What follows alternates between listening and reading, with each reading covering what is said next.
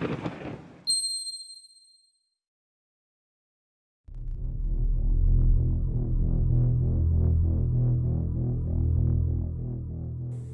hallo und herzlich willkommen zu einem neuen MBK Trifft oder Interview, besser gesagt. Heute haben wir David Parker hier. Viele werden ihn sicherlich kennen als Inhaber und Redakteur von der AFV oder R-Modeler. Und ja, horchen wir mal ein bisschen, was er so zu sagen hat, so über sein Leben, seinen Werdegang, was er so mag und nicht. Schauen wir einfach mal. Yes, hello David. Nice to have you here. It's very nice to be here. Very nice to be here. Thank you for inviting me. Yeah, you're welcome. So, let us hear a bit about you. A bit about me. Yeah, how did you come, or what was your first contact with modeling? Something I was introduced to as a young boy, and as I think a lot of people my age did, made model aeroplanes, and never quite grew out of it. When I went to university, I stopped because I was more interested in beer and girls. Same with me, yeah. And then picked it up again once I'd finished university. Saw my local model club had a display in a shop window, which I just happened to pass one day and thought, oh, that reminds me of model tanks, and that was it. I started again, and this would be in the mid-1980s, Okay. when it was quite hard to find some of the kits. Some of the Tamiya stuff was out of production, and so started collecting things. And if you saw a certain kit, you bought it and kept it, and Yeah. and that was that really. Just started to kind of get bigger and bigger from there. Do you still remember your first kit you ever did? My first kit was a Airfix Hawker Hunter. I think I was 6 years old. Yeah. I think my dad built it more than I did, and I insisted on putting all the markings on before painting it, and then completely ruined it by painting over them. So, but yeah, that was my first kit. Yeah, great. So, what do you think? When did you notice you can make a profession out of it, or make a living out of it? It kind of happened gradually. It was not a plan, just something that happened. Something had happened. My business partner, we were running an advertising business together, and he saw me buying these expensive Japanese modelling magazines that I couldn't read. Yeah. And asked me why I was doing that, and The photos are fine. Yeah, I said it's because the photos are great, and they're so much better than the English magazines. So he said, well, why don't you do an English magazine in the same way as the Japanese are doing? So that was the start, and bit by bit that got bigger and bigger and bigger. Yeah. And before I knew it, we shut down the advertising business and were running the magazine. That was the start of AV Modeler? That was the first one. Air Modeler came later? Or? Air Modeler came about 5 years later. Okay. It seemed like a logical progression. But I found that the aircraft side's not quite the same as tanks. And there maybe seems to be a little less interest in the higher end of aircraft modelling than there is on the tank side. So I thought it would just translate across at in the same way that the tank side did, but it in fact it didn't. There seems to be a different market between the two interests. So yeah.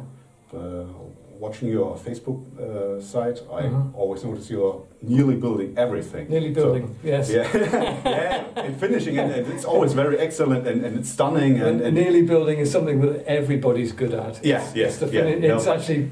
I mean, from the topic you're doing nearly everything. Well, it looks like. So. I try. Yeah, I think mainly doing tanks, right? Mainly, my passion is for tanks. Yeah. But I do I do like certain aircraft, and I will. The B-17 was a good example. That was something that really caught my imagination, and I kind of ran with that when that kit came out.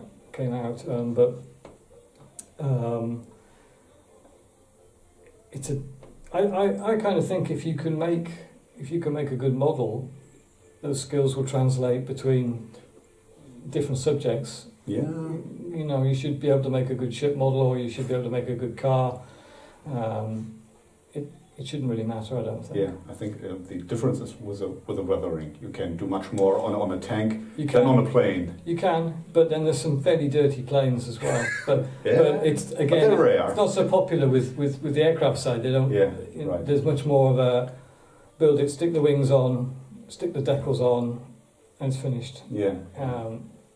When you look at guys like the Greek modeler Megas, who does the fully scratch build Sterling and things like that. Now he goes to town on the weathering as well with them, but he was a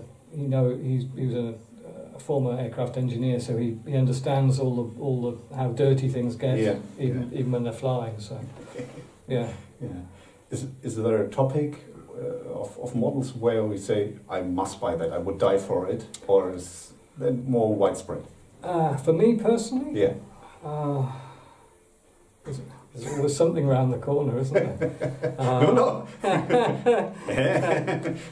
I like the bigger scale stuff these days, whether it's just because I'm getting old and my eyesight is not what it was, but I like the bigger scale because I think there's much more opportunity for detail and for surface finishes and... Is the 16th scale, right? 16th scale, or bigger, you know. I'm happy with a variety of things, but I think, you know, and likewise with the aircraft, I think that was the thing with the B-17. 32nd scale B-17 was something I'd sort of dreamt about as a boy, and there it was as a kit, so it had to be done. So, likewise, I'm looking forward to the Lancaster when they do that. Absolutely, yes. But any of that big stuff, I'm excited about. I just think it's a whole. For me, that's where I like pushing myself because you have to add that extra level of detail to things. So, yeah. Do you see a change on the modeling market in the past years? Of what the manufacturers are doing and how the people react to the. I think we're obviously. We're very fortunate at the moment. There's so much good stuff going on. So many new manufacturers. Too much good stuff, maybe we would say, but and maybe the selection of things that haven't been released as a kit is getting smaller. So there's less and less, and then we're starting to see some subjects being done again by other manufacturers, and I see some people aren't happy about that. Why have we got another Panther? Why have we got another Tiger? Well, I tend to think, well, that's great. It's more choice for us. Absolutely. And if you're not interested in another Panther, just move and buy something else that's come out. So I think that's great. That there's that choice. There's that, you know, we've got new things coming all the time. We've got the same subject coming from different manufacturers. We've got things in different scales. We've got bigger things than we ever imagined. It's just, we've got more paints than we know what to do with. Absolutely. More tools, more photo etch. It's just, the only thing we haven't got is more time. What do you think? What will the future bring? Is there a limit? I think maybe we'll see. I think maybe we'll see people downloading their own kits and printing them at home. I think as the 3D printing technology improves, maybe we'll all have our own desktop printer, and all you would do is order the kit and you download the files, and then you print them yourselves. Maybe that's how it'll go. At least I think for aftermarket, for small things, for small things. And, I mean, I've already built a full tank kit as a 3D printed model. Which one? It was a French Hotchkiss H39 from ETS 35, and they sell it through Shapeways. So you go on there, Shapeways, yeah. and you can pick you pick the specification that you want. So you can have a full interior, or you can have a new turret, or just print the turret out. Or if you just want the wheels, you can just print them. Yeah. So you choose what you want, and they send you the kit, and you download the instructions. Off you go. It's fantastic. That's nice. And yeah, so very individual. Yeah, and a great kit, really well designed. A little bit of learning curve with the material that it's printed in, because it's not quite like what we're maybe used to working with. It can be a little bit brittle sometimes, but fine. I got a great result from it. So yeah. Do you prefer resin kits or the normal molded plastic? I don't really have a preference. If it's what I want to make, I'll dive in. I just ask because here when doing on the telephone having customers, I hear a lot of it's a resin. No, I don't want it. Resin is really? I can't. Yeah, really. So is it in England the same? Or do you have any experience with that? I think traditionally resin's been a little bit more of a barrier, because maybe it's less immediate, and there's a little bit more work from the modeler required, a bit more thinking. Yeah. It's less straightforward. And it's a bit more expensive. And a bit more expensive. Yeah. So you factor all those things in together, and maybe that makes people go, no, that's not.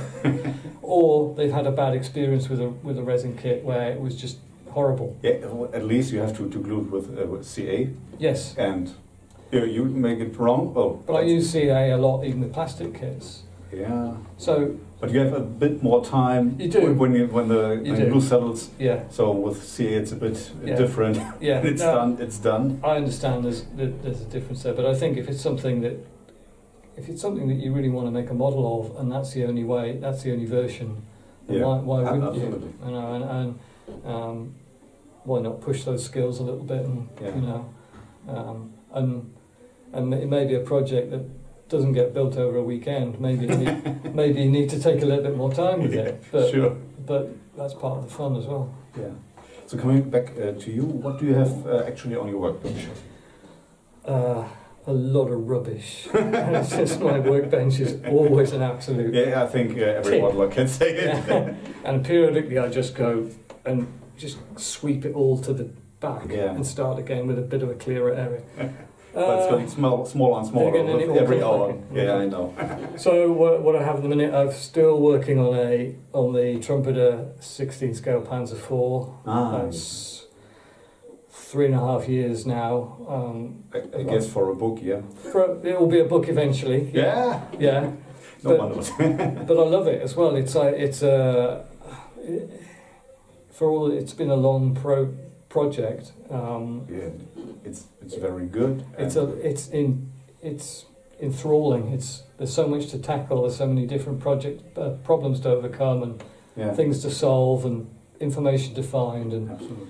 So that's always running in the background for me, which sometimes is great. Sometimes it's a nightmare because I have to put the next part in the next issue of the magazine, and I suddenly realise I haven't really done very much since last time, so I have to suddenly sit down and really crack on and get some progress made. So there's that going on.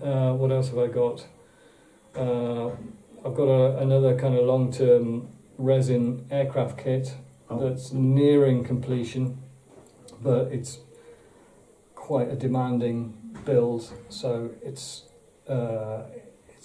and again, I've been serialising that in the magazine just to sort of, rather than trying to squeeze it all into a limited number of pages, just followed along. And I hope it makes a bit of a useful guide for anybody working on the kit themselves or something similar as well. Aside from that, there's other little projects. I'm working on some, I'm not going to say what it is at the minute because it's a little bit under wraps, but I'm working on a series of vehicles for an upcoming book project, and there's the usual round of new main releases that we usually kind of try to cover as well. So it's not as easy when they come with a lot. It's I'm never going to complain about it because it's a great, No, it's a great problem to have. Would be not so wise. Oh no, another new kit to build. Oh no. Yeah. I know what you mean. So it's a great problem to have, and it's a real privilege to sometimes to get these things ahead of anybody else, and to get them assembled, and put them together and see how they look, and it's fantastic. It's a real thrill. There's still that excitement. This is why I've been knocked out here today, because you've got so much stuff, and it's just it's so overexciting for somebody like lifting lids on boxes and just looking at different kits. It's fantastic. Thank you. Yeah. Do you have any good advice for beginner modelers who always do the same building, painting basic, to have a quick thing to improve without getting too much work into it? Just a basic step to see Yes. if I do a little more, it's looking much better. Well, probably the most basic thing you can do with a kit is, once you've got the basic colours on it, is to put a pin wash, like a thin oil wash. Yeah. So dampen the various panels with some thinners, and then run some oil paints in. I still remember following Francois Verlinden's advice when I was a youngster, and doing that for the first time on a model, and everything just popped out, and it just looked fantastic. Immediately, you had a great looking model. It went from just a bit flat to suddenly quite exciting. Yeah. And that's a great way to start, because immediately you've taken it that bit further. But I think my best advice really for all these things is, most of the time it's about observation, and so many times I think that there's so many similar things around. If you're weathering a vehicle, you only have to look at your own vehicles. Look at cars in the street, see how dirty they get, where they get dirty, that's an important thing. Which bits stay clean. If it's dusty, where does the dust settle on? What does an exhaust pipe look like? Even what colour is grass? How many times do you go to a model show and see vehicles and aeroplanes on bits of grass that are just some bizarre colour of green? And it just immediately looks wrong, because nobody's bothered to look out of the window at the grass and go, oh, that's the colour grass is. Let me spray that grass mat with some green and bring it, And I think that's my key bit of advice for everybody, is just to learn to be observant, and don't rely on the mental image you have in your head of what a piece of wood looks like, or a concrete floor looks like, or it's so easy these days as well with Google, just to do a quick search, bring up, you get 3,000 pictures of concrete floors, or brick walls, or green fields, or whatever it is you need, whatever reference you need is immediately there. And I always get much better results when I'm working from some proper photo reference, rather than just imagining. And sometimes it's good to go away from your project and come back a bit later and fresh. See, oh man, it looks different. Yes, and there's an old trick of holding things up in a mirror as well, because you look at them, you see them differently then. Okay. Especially with figures and things, Okay. You hold them up and see them reversed, and it shows up any kind of anatomical problems, or if you've got eyes that are a bit that's they're always looking somewhere. But you're familiar with that one. I hate painting figures because they always look like zombies. I'm improving a bit, but every time I paint the face, my top tip there is never paint the whites of the eyes. Oh no, okay. I will go to your demonstration tomorrow. Yes. And learn much more. Hope so. At least I'm doing the video. So I'm very near to that. So a little look out to the future. What can we expect from David, or from AV modeler? We've got some one or two book projects that we're working on at the moment, which I hope will be quite exciting. Obviously, the Panzer IV will be coming out as a book project eventually. Around when? Oh, that's a good question. When I did the King Tiger, I finished the model, then I wrote the book, and it took 18 months to put the book together. Whoa. After the model. But this time I'm working on the book alongside. Yeah. I learned by my mistakes. Yeah, so that's good. But the question then is how long to finish the model, and I'm not quite sure. Maybe another 18 months. I don't know. We'll see. I keep telling myself I've done the worst of it, and then the rest is going to be quite quick and easy. Well, it's very stunning what I've seen right there. Thank you. So maybe the turret interior will. Well, the gun's all done. Okay. I've already done all the work on that. So there's just just the traverse gear to do, and the turret, some bits on the turret basket, and that's pretty much that done. And then I think famous words. I think the exterior is going to be quite plain sailing because they've done a good job on the outside. Yeah. And of course the Panther's just about to come out as well. You already pre-ordered one? I've pre-ordered one from your good selves. Oh, yes. So that will be another project to distract me. But I have to say at the moment I'm not terribly enthusiastic about another tank interior just at the moment. I can believe that.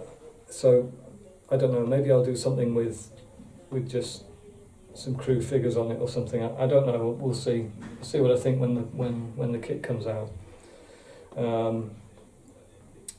I've also got some other aircraft projects I'd like to get on with, but again, I need to get some of these other projects. I haven't got enough hours in the day to do. Like every model, I think.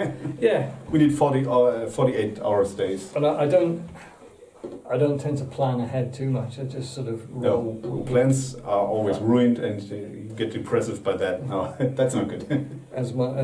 My colleague Mark Neville's very fond of pointing out that when the Panzer IV came out, I told him it wouldn't take very long because it looked like it was much better than the King Tiger. Don't say that. And I've already been working on this longer than the King Tiger now, so yeah. So that didn't work really. Yeah, David, thank you very much for being here and having the interview. A little insight in your life. Yeah, also people say, "Oh, David Parker, heard of him, but who is it really? Who is that idiot?" Yeah, no, that's your words. Your words.